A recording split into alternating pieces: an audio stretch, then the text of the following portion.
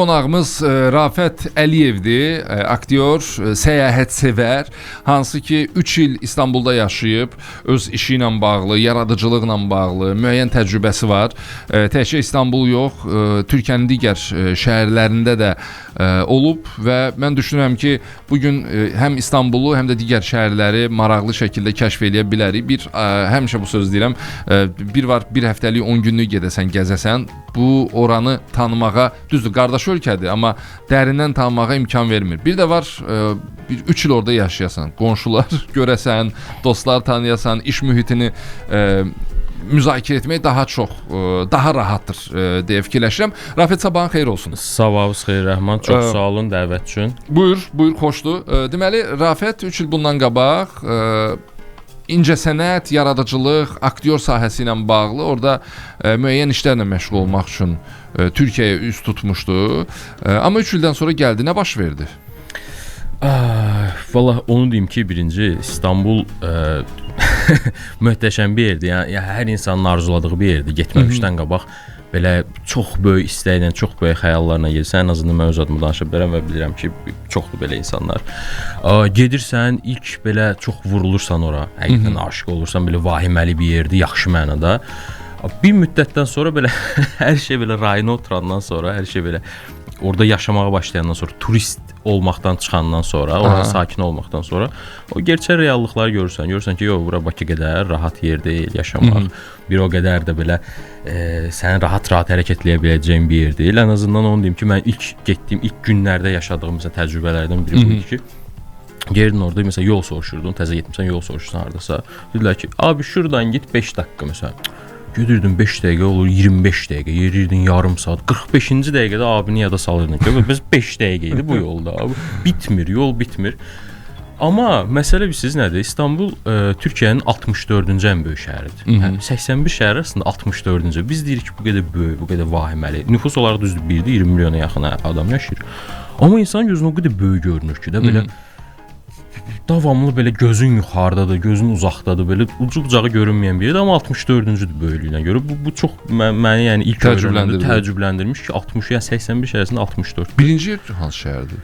Mən bildim Türkiyədə ən böyük şəhərlərdən ilk üçlükdə İstanbuldur. İlk üçlük yoxdur. Daxil olmur. Yoxdur, daxil olmur. 5000 kilometrdir, ərazisi 5000 yox, 5000 kilometrdir, hə, səhv eləmirəmsə. İlk dəqiq biri bilmirəm, Konya olmalı səhv eləmirəmsə, hə, yadıma düşdü deyəsən. Konya, Adana, Ankara, İzmir, Bursa. Məncə bu ərazisinə görə. Hə, dəqiq indi sıranı bəlkə düz demədim, amma hə, sıralama onlar var ən böyüklərdə, böyüklər sıralamasında var.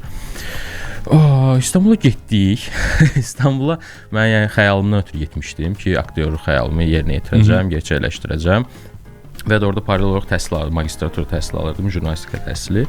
Onunla belə aktyorluq təhsil alırdım. Belə sürətli konservatoriya eğitimi deyə bir şey var idi, səhnə önü və teatr eğitimi. Getdim, başladım. Hər şey həqiqətən bizim burada gördüyümüz teatrdan çox fərqli, çox başqa. Yəni o ruh, o istək, o İstanbullularda o istək bambaşqadır. Getdim, başladıq, təhsili aldıq. Təhsili bitəndən sonra başladıq teatrlarda, bir şeylərdə oynamağa falan fistan.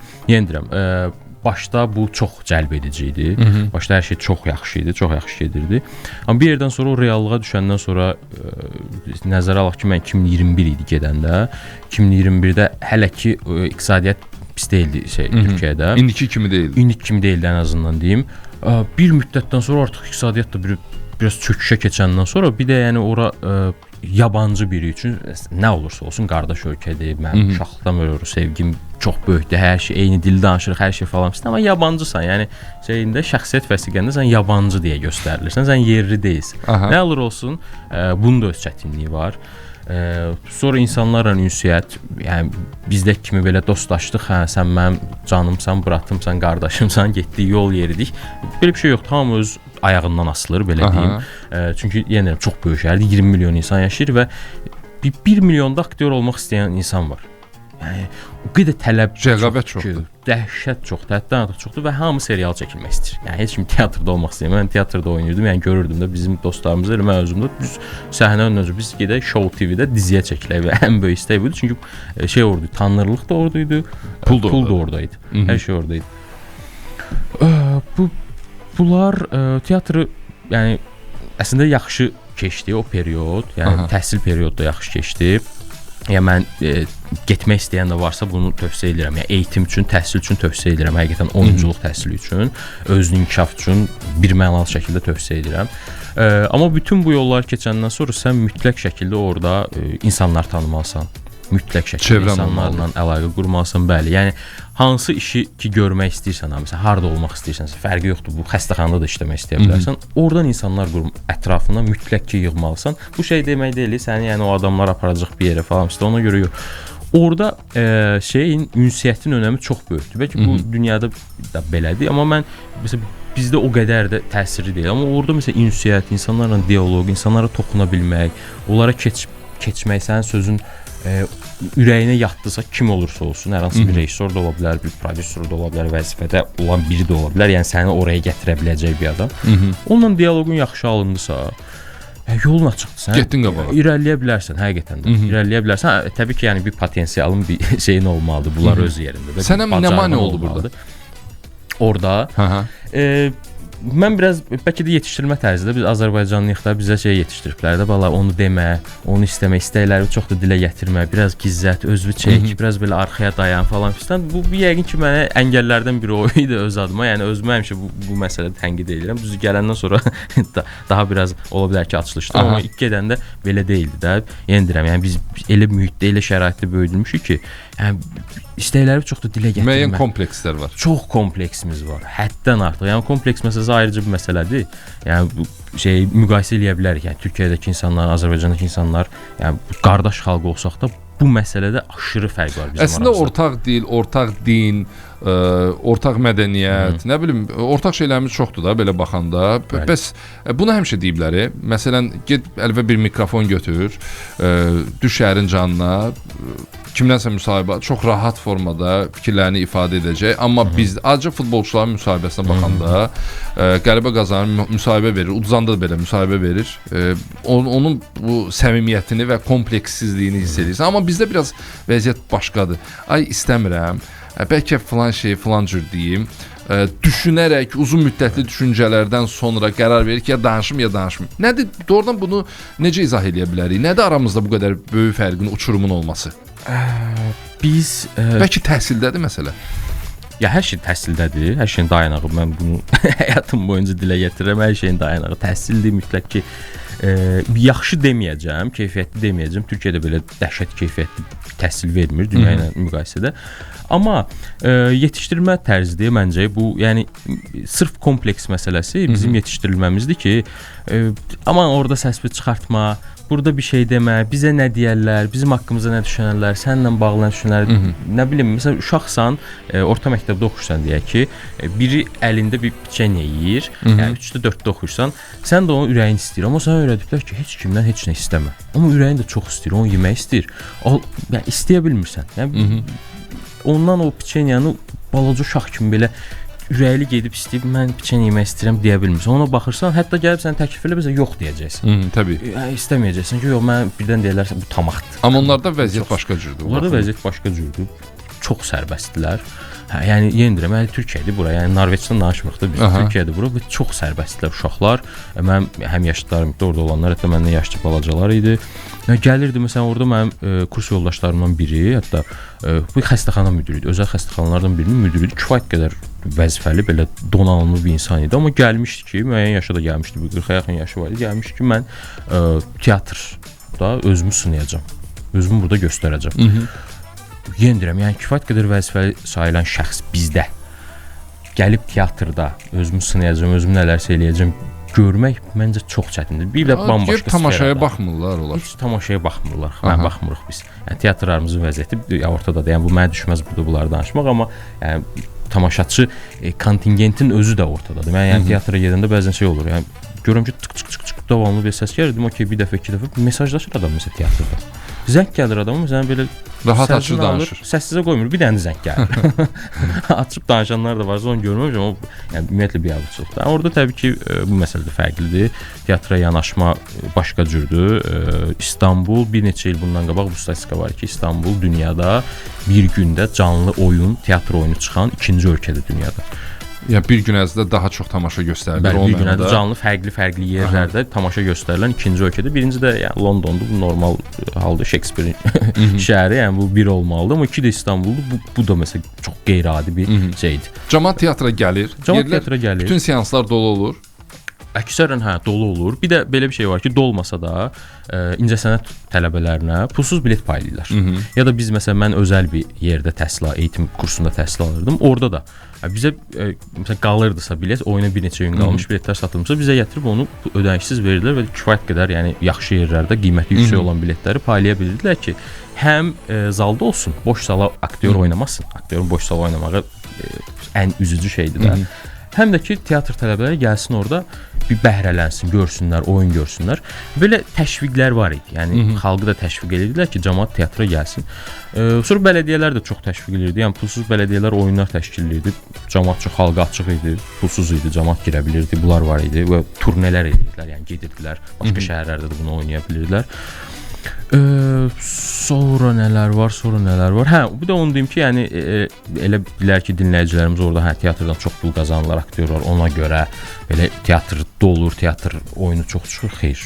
Orada da bizim kimi məvacib çox aşağıdır. Teatr aktyorları çox aşağıdır. Hələ ki dizi, film oyuncuları ilə müqayisədə ümumiyyətlə çox aşağı alırlar. Gəlirləri, məvacibləri aşağıdır, amma onunla belə orada bir tutqudur. Orada bir sevdadır, bağlılıq var, aktyorun sevdası var. Yəni biz son illərdə görmüşük ki, şey də olub. Artıq çox məşhur aktyorlar da teatra yönəlməyə başlayıb. Artıq dizidən, serialdan qopub o vaxt eləcikdə. Düzdür, artıq onların kifayət qədər qıraqda bir məbləği də var. Onlar bir müddət dizi çəkməsələr də, yəni bu bir yerlərə gələ bilərlər. Amma bir eşq uğruna, bir sevda uğruna teatrda baş rollar çox böyük aktyorlar çəkilirlər. Teatr səhnəsi aktyoru həmişə inkişaf etdirir də.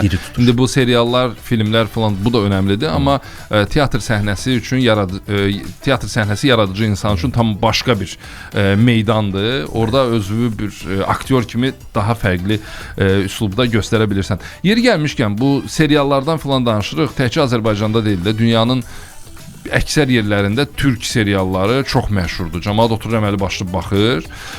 Ya internet kanalları vasitəsilə ya da televiziya vasitəsilə bunu yayımlayırlar. Televiziyada o qədər xərc çəkirsə, demək ki, ölkədə tələbat var ki, türk seriallarını yayımlayır da. Nədir onların uğurlarının bu qədər sirri? Pafossuz danışsaq, nələri müşahidə elədin? Nələri müşahidə elədim? Birincisi məncə aktyorluq işi çox yaxşıdır orada. Mən yəni aktyor olaraq türk aktyorlarını həqiqətən bəyənirəm. Arada bizdə də bir qrup var da, türk serialı, nədir türk serialı falan. Bizdən bunun demə səbəbləri, insanların bəyənməyənlərin səbəbləri. Mən bu arada haqq verirəm buna bir yerdə. Harda haqq verirəm? Ssenaridə. Məsələn, türk serialların ssenarisi doğrudan bir-birinə çox təkrarlayır.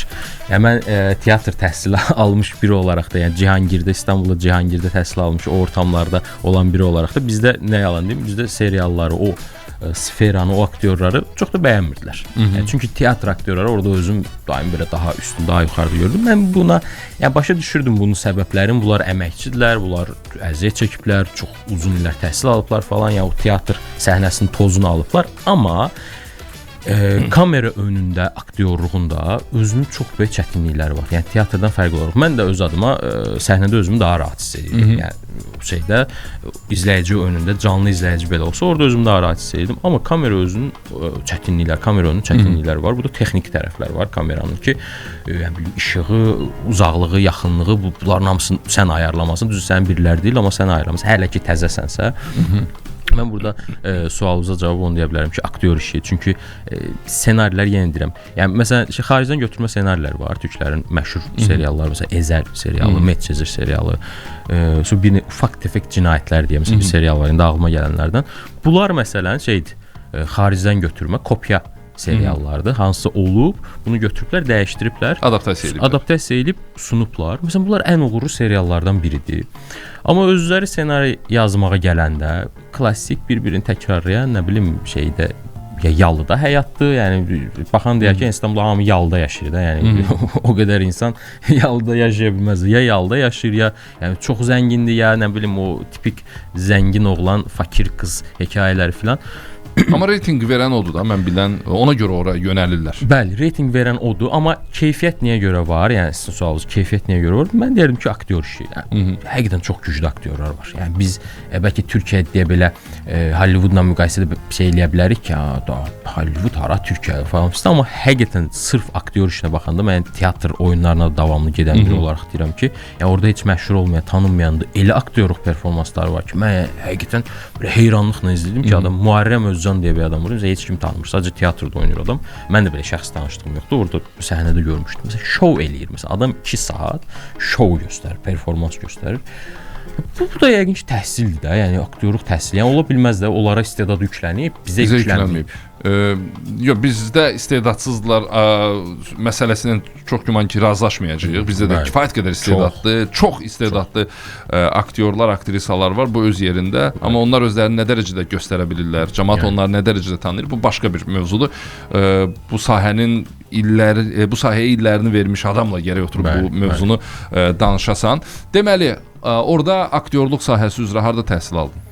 Sadri Alışıq Kültür Mərkəzidir. Özəldir bura. Özəl təhsil verir. Cihangirdə yerləşir. Cihangir şeyin aktyorluğun, teatrın ürəyidir. Yəni orada atır və məşhurların bir çoxu türklər demişəm, takıldığı məkanlarda oturduğu yerlərdir Cihangir. Yəni orada belə yolda yürüyəndə belə ünlü insanları görə bilərsən. İstanbulun harasıdır? İstanbulun Taksimin həmən yanıdır, Taksimin üstüdür. Taksim metrosundan çıxırsan, bir 5 dəqiqə yerirsən Cihangirdir. Bir şey var. Galata Kulesinə tərəf. Galata Kulesinə tərəf yerirsən. Galata Kulesi biraz sağda qalır. Düzdür, elə metrodan çıxan kimi sağ Galata Kulesi, sol tərəf amma şeydir, Cihangirdir. Biraz aşağı düşürsən, sonra yuxarı qalxsan Cihangirdir. O bir daha belə şeydir. O İstiqlal Caddəsi var, ana yol. Onun sol tərəfidir. İstanbulda bu kinodan, seriallardan falan danışdıq. İstəyirəm bu mövzunu yekunlaşdıraq, amma yekunda sənin bölüşmək istədiyin bəzi istiqamətlər var. Onları deyək, keçək başqa mövzulara. Çox şeydən danışdıq. Mən əslində buradan bu məsələdə uzun-uzun danışmaq istəmərəm. Çünki biraz da şey olar, yəni bu sahəyə illərini vermiş insanlar ölməz olar. Ya bayaq sən də doğru vurğuladın ki, o var danışmalıdır bundan. Sadəcə bir məsələni əlavə eləmək istəyirəm ki, bayaqki dediyi fərqlər nədir? Aktyorluq, təhsil falan öz yerində büdcə. Yəni büdcə məsələsi, yəni aydın məsələdir ki, Azərbaycanda büdcə çox az ayrılır kinoya, filmə, ya da elə teatra məvacib çox azdır. Amma Türkiyədə çəkilən seriallar bayaq sualınızın davamı ki, niyə uğurludur? Çox böyük büdcə ilə çəkilir. Çox həddən artıq. Yəni aktyor məvaciblərini yəqin ki, oxuyursunuz sizdə nə boydadır? Bəli. Futbolçular kimi qazanırlar yəni milyonlarla lirədən söhbət gedir orada. Bölüm başladı bu. Hər bölüm və həftədə bir bölüm olduğu nəzərə alsaq kifayət qədər yüksək məvaciblərdir ki, kifayət qədər tutmayan seriallar da var. Yəni 7-ci, 8-ci bölümdə final eləyən seriallar da var. Amma bununla belə yapımcılar, yəni prodüserlər davam edirlər bu işə pul yatırmağa. Oradakı ən böyük səbəblərdən biri budur ki, xaricə satırlar türklər seriallarını. Yəni sadəcə Türkiyədə izlənsə bu boyda büdcələr ayırmazlar. Bu ümumiyyətlə məntiqli də sayılmaz. Bu Möhtəşəm Yüzyılla başladı bu arada. Prodüserin adını unutdum, amma Möhtəşəm Yüzyıl ilk satıldı dünyaya və milyonlar qazandı. Dollarlar bu arada, lira yox. Milyon dollarlar qazandırdı prodüserini. Ondan sonra başladılar.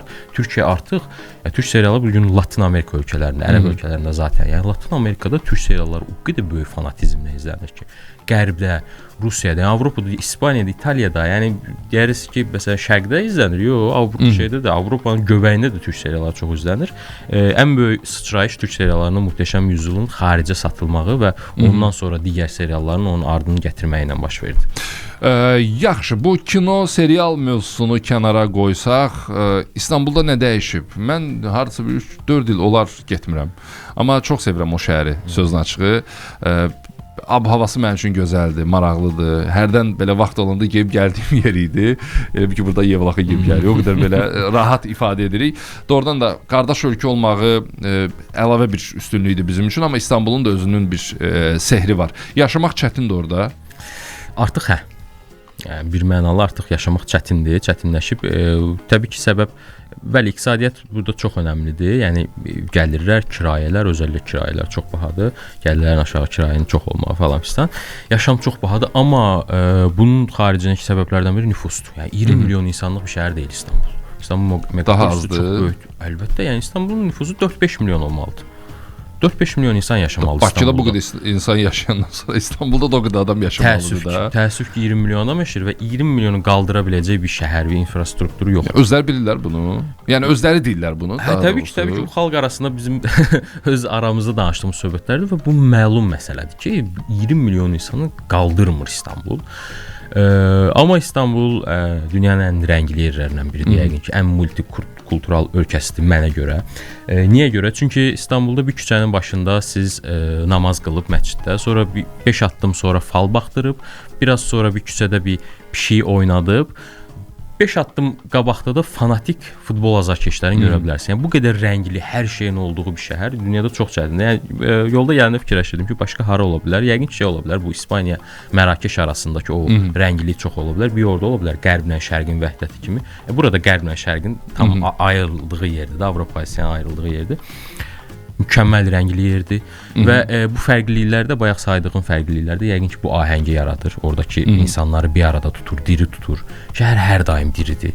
Hər daim yaşam eşqi, yaşam sevinci var. Bax, yenidir. Yəni iqtisadiyyat zəifləsə belə insanlarda o tutqu, o şəhvət, o yaşama dair, o istəyə dair. Yəni orada məsələn adi şeyin belə o düzdür, xidmət sektoruna bağlayıram mən bunu. Xidmət sektoru çox yaxşı olduğu üçün Türkiyədə, ümumiyyətlə Türkiyədə şey var, məsələn, adi bir dönərçinin qabağına keçirsən, dönərini elə təqdim eləyir o adam.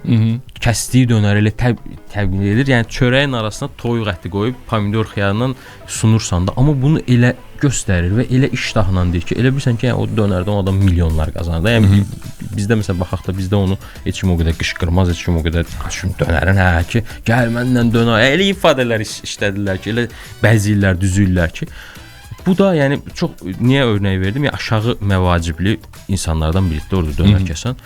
Amma çox böyük eşqlə bunu təqdimat, bu cür təqdimat hardan gəlir? O yəni görürük, eşidirik. Bakıda da bir dondurma satan çox populyardır. Bəziləri qınayır onu. Bəziləri deyir, niyə qınayırsınız? Adam özü üçün bir format yaradıb, bir biznes plan qurub, ona uyğun hərəkət edir. Heç kimin də videosunu ondan icazəsiz paylaşmır. İcazə alandan sonra paylaşır. Burada ədəbsiz nə var? İndi fikirlər müxtəlif ola bilər.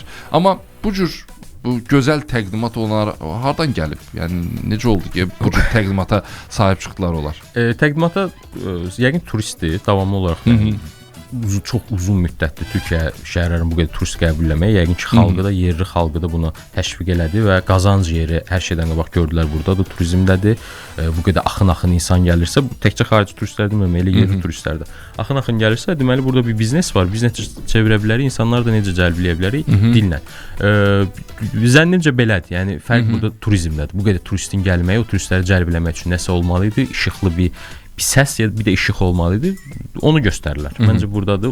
Yəni sata biləriksə niyə də satmayaq? Hə, yəni bu potensial varsa, müştəri varsa, bizdə də əgər qabiliyyət varsa sataq. Dondurmacı məsələsində isə bunu türklər ən azından mənim ünsiyyətdə olduğum yaxın çevrəmdə çox da belə sevdikləri bir personaj deyil o dondurmacı. Yəni necə dondurmacının özəlində deyil, şəxsində deyil. Bu qədər aşırısın türklər özdə çox da yəni orada da bu tipdə dondurma satan adamlar çoxdur. Çoxdur, hə. Yəni məsələ bu bizdə. Bu adam özü də oradan gəlir. Oradaydı da, bu adam özü də oradaydı.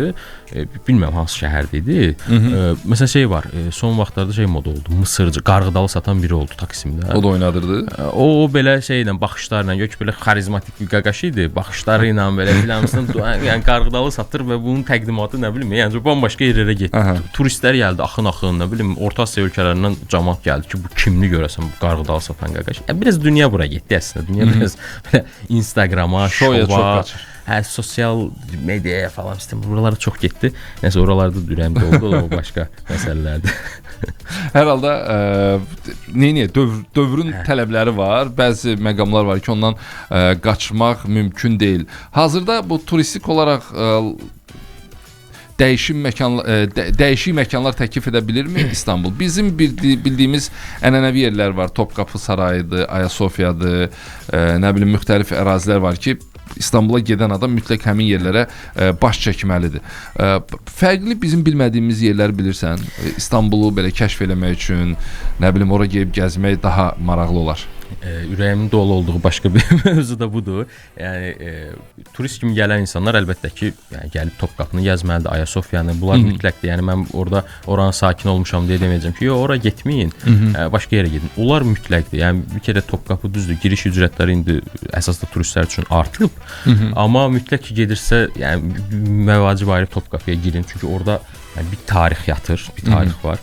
Amma məsələn onun yanında arxeologiya muzeyi var. Məsələn bu yəqin ki çox adam bilmir, çox adam getməyib. Mən heç bilmirəm. Topkapda 2 dəfə olmuş amma orada xəbərim yox. Arxeologiya müzesi çox yaxınlığındadır. Məsələn Yerebatın Sarnıcı artıq yəqin ki məşhurlaşdı. Bizdən gedən var. Yerebatın Sarnıcını da tövsiyə edirəm. Amma arxeologiya muzeyinə çox az gedir. Yerlilər də çox az gedir. Mən çox orada gördüm məsələn Avropalılar bir də rusları, rus turistlər və Avropalılar hər dəfə gedəndə orada. Hər dəfə deyirəm çünki arxeologiya muzeyini bir günə gəzmək mümkün deyil. Nə nümayiş etdirirlər orada? Mümkünsüzdür. Arxeoloji qazıntılar da çox güman ki. Qazıntılardır və dünyanın hər yerindən gələn, hər dövrə aid Bizansa, ya Osmanlı demirəm zaten, Bizansa, antik Yunana, nə bilim Makedoniya, İskəndər dönəminə, hər dönəmə aid oradan bir ünsur görə bilərsən və yenə deyirəm bir gün bəs eləmir. Zaten yəni o qədər vaxt ayırmasınlar turist kimi 4-5 günü gediblərsə. Amma bir baş çəksinlər. Həqiqətən əsas da ilk mərtəbəsi, oradakı heykəllər çox heyrətamizdir.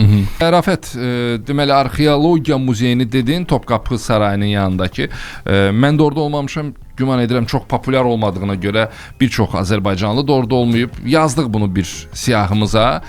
Başqa hansı istiqamətləri deyəcəydin? İstanbulda mən bir nömrəli, mən 2016-da getmişdim də ilk, belə 18 yaşım olanda. Orada ilk vurulduğum yer bu Etilər Bebek sahil arası yerdir. Bu əslində məşhur bir yerdir, amma ilk onu vurulamaq istəyirəm ki, məncə İstanbulun ən gözəl nöqtələrindən biridir. Yəni Etilərdən Bebeyə düşürsən sahilə, Bebekdə bir Mua dondurmacısı var. Orada bir dondurma yedin, oradan Arnavutköy piyada yeridin, mükəmməl. Yəni bir çox şeyi həlləmiş ola bilərsən İstanbulla bağlı. Ondan sonra qarşıda Asiya tərəfdə turistlər çox Asiyaya getmirlər. Yəni Anadoluya da, Kadıköy tərəfə. Kadıköy tərəf, Kadıköy Üsküdar tərəfə. Orada bəzi nöqtələr mən tövsiyə edəcəm. Məsələn Kadıköy Moda mütləq görülməli sahillərdən biridir. Əsas da bunun nə üçün turistlərdən biraz uzaqlaşıb yerli xalqa qarışmaq istəyirsinizsə, mütləq buralara gedin. Yəni Kadıköy Modaya gedin. Üsküdarda Çəngəlköy var, Üsküdarda Kuzguncuq var. Mütləq ən az bir dəfə gedilməli bir küçədir. Kuzguncuq bir küçədir, amma o qədər rəngli, o qədər işıqlı, yəni sırf yerli əhalinin orada, amma köhnədən yaşayan, yəni oranın yerlisi İstanbulluların çox yaşadığı bir yerdir və o əsl İstanbul dediyimiz şeyi orada görə bilərik. Kuzguncuqda görə bilərik. Barış Manço'nun ev muzeyi də var oralarda deyəsən. Var. Moda sahilində. Var. Moda sahildə bəli, Moda sahildədir o. Moda sahildə. Kuzguncuq Moda sahilinə yaxındır. Kuzguncuq Üsküdardadır. Kuzguncuq Üsküdar sahildən biraz irəliləyəndə 1 kilometr yarım sağda qalır. Orada Bostan kafe var məsələn, orada günün çorbasını gedib mütləq için. Bostan düz yanındadır. Bostandan yığırlar, tərəvəzlər yığırlar, tərəvəz çorbası hazırlayırlar. Mükəmməldir, onu tövsiyə edirəm. Ondan sonra yenə Anadoluda bir yer var, Beykozda, ormanın içində. Ümumiyyətlə İstanbul elə bir yerdir ki, yəni şəhərin ortasında gəzirsən, birdən bir meşə çıxa bilir qabağa. Mən qəribə gəldi ki, birdən bu qədər yaşıllıq, bu qədər belə çəmənlik, yaşıllıq, meşə falan o belə maraqlıdır İstanbulda. Beykozda kəpənək fermasını tövsiyə edirəm. Belə ormanın içində bir yerdə çox fərqli tür kəpənəklər var orada. Görə bilərlər. Yəni qeyri-turistik yerlərdir. Bunu istəyən olsa yaza bilər. Sonra Bursa da Mudanya deyə bir yer var. Niyə Bursa deyirəm? İstanbulu demirəm. Çünki 2 saatlıq məsafədədir Bursa vapurla. Biz onsuz da bilirik ki, ada Bursa şəhəri. Bursa şəhəri. İstanbula 2 saat məsafədə. 2 saatlıq vapurla 2 saatlıq məsafədədir. Məsələn adalara gedirlər də, gedənlər bilir ki, Böyükadaya gedirlər. Məsələn orada Böyükadaya gedənlərə tövsiyəm olur ki, məsələn Kınalı adaya da bir baş çəkin. Heç də Böyükadadan geri qalmır. Amma məsələn bu gəmi səyahət edirsə, təxminən 1 saat 20 dəqiqə çəkir də. 2 saatı Bursaya gedə bilərsiniz. Bizim bildiyimiz Bursa şəhəri. Mudanyada Bursa düşürsən. şəhəri. Bəli, Bursa şəhərinə gedirsən 2 saata vapurla. Mudanyada düşürsən, Mudanya sahildə, gəmi ilə. Mudanya sahildə düşdün. Gedirsən orada Trilye deyə bir sahil qəsəbəsi var. İtaliyadan, İspaniyadan bir bölgə kimidir ora. Düzdür, Qaradəniz sahilidir, Qaradənizin yaxınlığındadır. Amma Trilye çox belə balaca, şirin, yerlilərin yaşadığı, o türklərdə şey var, esnafla, yəni o satıcılarla muhabbət gedib dostlaşmaq var. Tam onu görə biləcəyiniz, o ləzzəti ala biləcəyiniz bir yerdir Trilye qəsəbəsi. Tam belə sahili, bir tərəfi dağ, bir tərəfi dəniz, dənizə də girə bilərsiniz filan. Yəni böyük ehtimal bunun orada da çox belə bilinən bir yer deyildi Trilye sahil. Mudanya düzdür məlum bilinən yerdir, məşhur yerdir, amma Trilye çox balaca bir qəsəbədir. Yəni onu 2 saatlıq məsafədədir, onu tövsiyə edirəm əgər bir gününüz varsa. Ondan sonra nə tövsiyə edə bilərəm? Məsələn, Boğazda kano eləyin. Məsələn, bizdə də məşhurlaşıb son illərdə kano, yəni sahildə, Xəzərdə. Amma bir gedirsinizsə, məsələn, Çəngəlköy sahildə də var. Çox yerdə də var. Məsələn, Avropada qalacaqsınızsa, Haliç də var, Haliç sahildə. Bir kano eləyin. Əsas da mümkünsə səhər saat 6-da oyanın, gedin ora. Boğazın hələ gəmi trafiyinin, nəqliyyatının olmadığı bir vaxtda bir körpüyə qədər bir kano sürüb gəlin. Yəni bu sizi bir gəminin altında qalmar. Qalmar. Heç nə olmaz, heç nə olmaz. Gəmilər ona elə yerdə eləyirsən ki, sürürsən ki, onu gəmilərin ərazisinə girmirsən, belə qıraqla, sahillə gedirsən. Sizi bir 2-3 il refreşləyəcək. Aydındır, əladır. Deməli, İstanbulla bağlı bizim bilmədiyimiz nə qaldı? Bizim bilmədiyimiz nə qaldı? Məsələn, İstanbul deyirik ki, çox bahadır, düzdürmü? Qiymətlər bahadır, restoranlar bahadır falan fistan. Amma siz ucuza da İstanbulda yemək yeyə bilərsiniz. Hətta mənzərəli yerlərdə. Bunlar məsələn İstanbulda birinci kənd lokantaları var, bələdiyyələrin açdığı kənd lokantaları var. Bunu Google-a yazsaz hər yerin, hər bölgə bələdiyyənin özünün var. Sonra sosial kənd lokantaları gedir. Bələdiyyələr açılıb, yeni açılıb. Bir də çox uzun illərdə olan sosial tesislər var. Sosial tesislər nədir? Hər şeyin sahil bölgəsinin, yəni sahil olmayan bölgələrdə də var, amma indi turistlər üçün sahil maraqlıdır. Arnavutköydə bir var, Üsküdarda var və başqa yerlərdə də mümkün, yəqin ki var. Düz sahildə dəniz mənzərəli, boğaz mənzərəli, siz maya qiymətinə, yəni oradakı qidaların maya qiymətinə yeməklər yeyə bilərsiniz. Bu da yəni düzdür, çox böyük bir gözləntiyə girməyin dad olaraq. Belə wow bir ləzzət almayacaqsınız, amma pizza, hamburger, bu standart, hətta bəzilərində desən balıq da verirlər, səhv eləmirəmsə, şirniyyatlar da var. Hər şey var və yəni 4-5 qat ucuzuna, elə deyim. Şəhərin digər yerlərinin nəzərindən 4-5 qat ucuzuna. Yenə deyirəm, yəni bəlkə turist gedibsə orada belə yaxşı yerdə yemək yemək istəyir, başa düşürəm, amma uyğun büdcəli istəyirsinizsə sosial tesislərə, bir də boğaz mənzərəli gedə bilərsiniz. Yer biraz çətin tapılır, amma biraz sıraya görəndən sonra tapılır. Sonra çox bilinən şeylər var. Məsələn, balıqçılar var bu sahildə, Eminönü sahildə balıqçı var da. Mümkünsə Eminönündəki balıqçıya yox, Karaköydəki dürümçülər var. Oradan biraz daha aşağı düşün.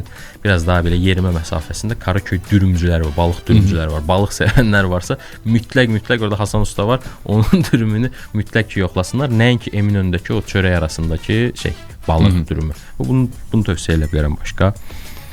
İzmirdən danışaq biraz. Neçə gün qalmısınız? İzmirdə hardasa bir ay yaxın qaldım. Tətil üçün getmişdim. İzmirdə mən Urlada qaldım. Urla oranın yenə bir sahil qəsəbəsidir. Bu Çeşmə, Alaçatıya çox yaxın ərazidədir. İzmirə mən vuruldum. İzmirdə qarşı tərəfi var da. İzmirdə də var. Qarşıyaka var. Bir də Göztepe, Qarşıyaka. Səhv eləmirəmsə, qarşı tərəf Qarşıyakadır. İzmir Türkiyənin ən böyük, ikinci ya üçüncü şəhəri, çox böyükdür İzmir. Yəni İstanbuldan 2 dəfədən çox böyükdür. Yəni bir başından o başına həqiqətən çox uzun çəkir. İzmirdə mütləq gedilməsi gərəkən yerləri, yəqin ki Azərbaycanlılar çox bilirlər bunu, bizimkilər bilirlər bunu. Efesə məsələn, Efes antik kəndinə mütləq ki getmək lazımdır. Yolsu Şirincəyə də dəyirsiniz. Yolsu Şirincəyə dəyin, orada o yerli şərablardan dada bilərsiniz ya da yerli o yerlərin hazırladığı məhsullardan. Mən sənə bir şey deyim, orada da satırlar adama. Yəni daddırırlar. Bir də baxırsan ki, əli dolu çıxmısa o kənddən. Amma özündən asılıdır da. Yəni almaya da bilərsən. Özündən asılıdır. O kəndin də belə qəribə bir nə deyirlər ona, aurası var. Adam almamış çıxmaq istəmir oradan. Üstə Şirincə şeydir də o vaxt 2012-də dünyada. Əfsanə yaratdılar ki, ora dağılmayacaq. Dağılmayacaq. Urla sahil mən niyə vuruldum dedim şeyinə, xalqına, insanlarına. Orada başqa bir türk xalqı görürsüz. Bəlkə də bu şeylə Avropa ilə yaxınlıq, İzmirin o sərhəddə olmağı, bəlkə o fərqlilik, o fərqli mühit oranı İzmiri fərqli elədi. Yerli cəmaatla ünsiyyət qədər orada adama ləzzət verən şey yoxdur. Yəni Çeşmə, Alaçatıya yox ki, gedin, çimin, şəkillər çəkdirin, o küçələri gəzin, amma biraz arxaya gəlib Urlada orada yerli cəmaatla əsas da belə biraz yaşalmış insanlarla məsəl söhbət edin. Həqiqətən həyatdan dad alacaqsınız. Yaxşı söhbətlər eləyirlər, elə deyim. Sonra İzmirdə, İzmir şəhər mərkəzini o qədər tövsiyə eləmirəm. Əsasında yayda gedirsə çox istidir. Yəni mən Sabirabaddan olan biri olaraq belə, yəni orada az qalmış ürəyim dayansın. Yəni Sabirabaddan daha isti yer ilk dəfə idi görürdüm şeydə İzmirdə. İzmirdən başqa hardan danışa bilərik? Məsələn, Muğladan danışa bilərik. Burada məşhurdur, yəni turistik olaraq çox gedilən, bilinən bir yerdir. Mən Fethiyədə oldum daha çox. Fethiyədə qaldım 3 həftədən çox. Fethiyə düzdür, Bodrum qədər bəlkə də məşhur deyil. Çox Antalya, Bodrum qədər gedilmir, amma məsələn dəniz istəyirsə, Fethiyə Ölü dənizi bir mənalı şəkildə, yəni gedin Fethiyə Ölü dənizə girin və qiymətlər də Bodrumla müqayisədə daha aşağıdır, daha uyğundur. Antalyanı bilmirəm, amma Bodrumla müqayisədə aşağıdır. Ondan sonra koylar var. Məsələn, yazın internetdə çox az bilinən koylar. Ferilya idi deyəsən birinin adı, indi xatırlamıram. Koy çimərlik. Aha. Sahil çimərliyi. Məsələn, çox az bilinən yerlər var ki, hansı ki hamı bunu paylaşır. Məsələn, kelebəklər var. Hamı paylaşır. Okey, ora şeylər işləyir. Vapurlar, gəmilər işləyir, insanlar daşıyırlar. Bir yerə qədər çox gözəldir, bir şey demirəm, yəni fantastikdir. Amma insan çox olur. Yəni nə qədər gözəl olsun, oradan bir yerdən sonra zövq ala bilmirsən. Amma insanların az olduğu koylar, yəni çimərliklər, sahillər var. Tövsiyə edirəm ki, yəni yazsalar çıxacaq və ulaşım da çox rahatdır. Yəni minibusla, avtobusla belə taksiyə ulaşım deyəndə çatmaq məsələsi. Gedib ora çatmaq bəli. Çox rahatdır. Dolmuşlar işləyir hələ. Dolmuşlar. Bəli, dolmuşları deyəcəydim ki, dolmuşlar işləyir və dolmuşla hər yerə gedir. Hətta dolmuşlarda Rəhman sizə deyim ki, belə işləyir artıq. Kart belə, yəni bu artıq dolmuş deyil də. Bizim kartlar, orada kart işlədi, o dolmuş sayılır. O dolmuşdan belə qəribə bir atmosferi var. Pulla da işləyir, kartla. Bu bizim ödəniş kartlarıyla. Özümü o dolmuşları tamam başqa cür hiss edirəm. Tamam başqadır, hələ daha babası tamam başqadır. O ortam, arxadan pul uzadırsan, verirlər, sənə pul üstün qaytarırlar filan. Onun babası bəli çox başqadır. Rafət, təşəkkür edirik dəvətimizi qəbul etdiyin üçün. Minnətdarıq. İşlərində uğurlar arzulayıram. Güman edirəm ki, sevdiyin sahə üzrə belə bir şans yaranacaq ki, sən o sahədə parlayacaqsan, daha çox özü göstərəcəksən. Madam ki, təhsilini də almısan aktyorluğun, niyə də yerli rejissorlarla, prodüserlərlə işləməyəsən? Və Azərbaycanda da gəncləri yaxşı dəyərləndirən, sevən adamlar çoxdur, istedadlı adamlar çoxdur, dəstək olmağa çalışanlar çoxdur. Madam ki, belə bir istedadın var, niyə də onlar bunu dəyərləndirməsinlər?